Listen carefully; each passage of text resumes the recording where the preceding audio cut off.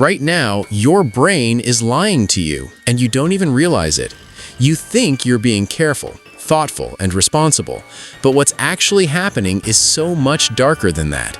Every loop, every replay, every what if running through your mind, that's not intelligence at work, that's fear wearing a disguise. And the scary part is, most people never figure this out. They spend years trapped inside their own heads calling it thinking. They call it being smart, being cautious, being prepared. But honestly, it's just fear, doing what fear does best.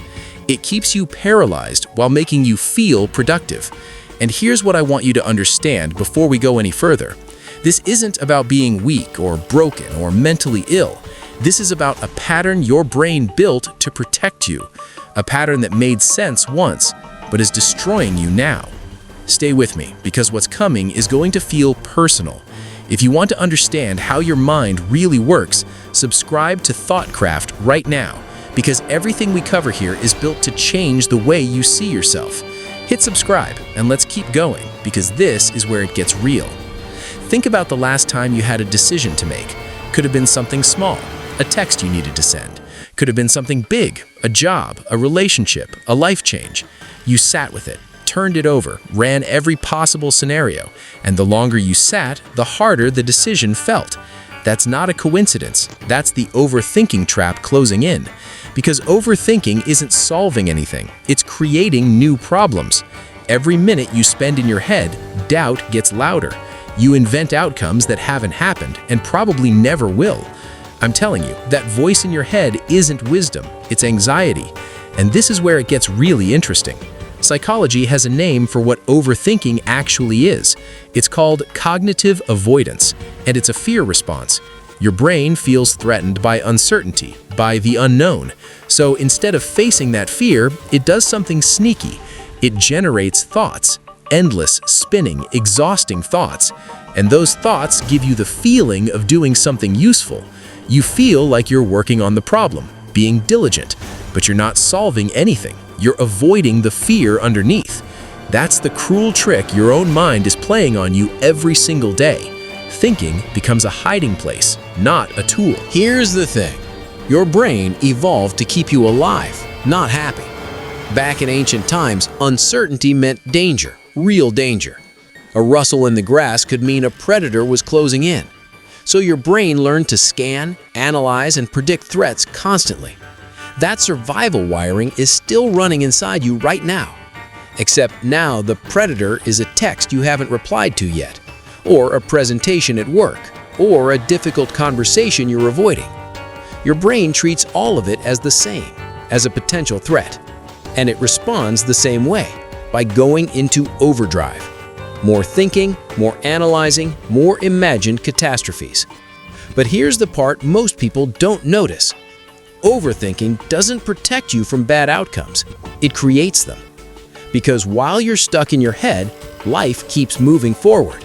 Opportunities close, moments pass, windows shut. The person waiting on your message moves on. The job opening gets filled by someone who just applied. The version of your life you wanted keeps drifting further away. And then your brain says, "See, I was right to be worried." But the failure wasn't the risk. The failure was the waiting. The fear of losing is exactly what caused you to lose. This is crazy when you really sit with it, but it happens every day. There's also something called the illusion of control in psychology.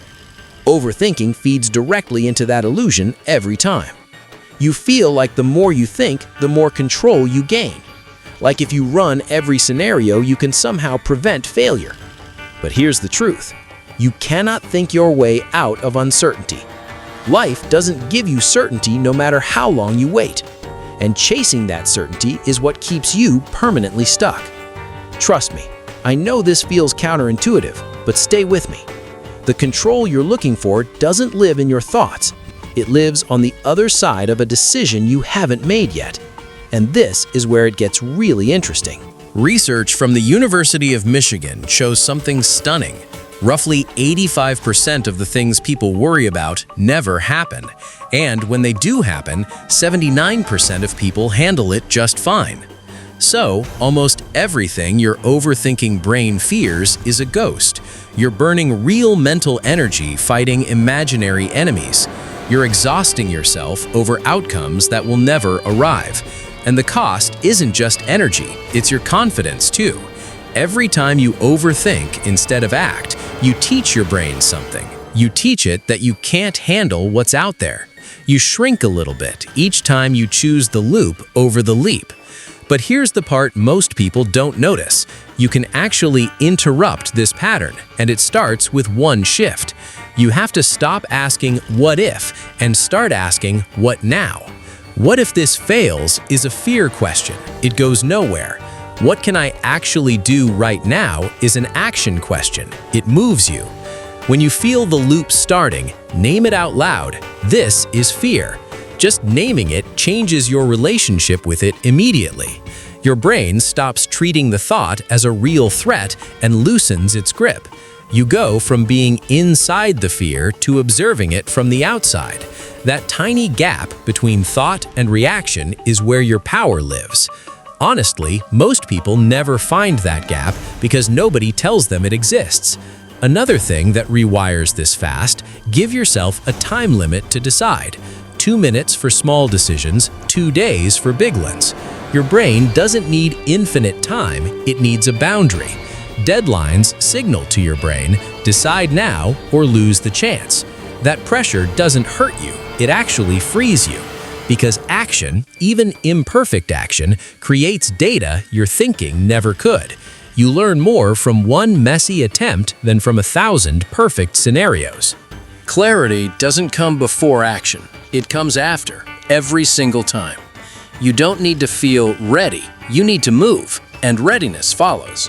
This is the part they never teach in school, and it changes everything. So let's bring this all the way home, because this matters deeply.